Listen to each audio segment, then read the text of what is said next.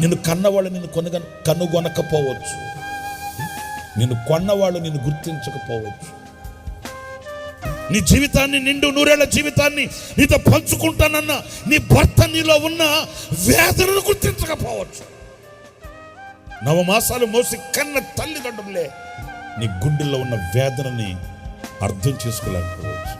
కానీ ఈ రాత్రి నేను ప్రకటించే నా ప్రభు అయిన యేసుక్రీస్తు ఎవరు? నీ మనసుని అర్థం చేసుకోలేని వాడు కాదు, నీ కన్నీళ్ళని అర్థం చేసుకోలేని వాడు కాదు, నీ హృదయ ఆవేదనని అర్థం చేసుకోలేని మోగ శిలయై మోగ బొమ్మయ్యి ఉన్నవాడు కాడాయరా.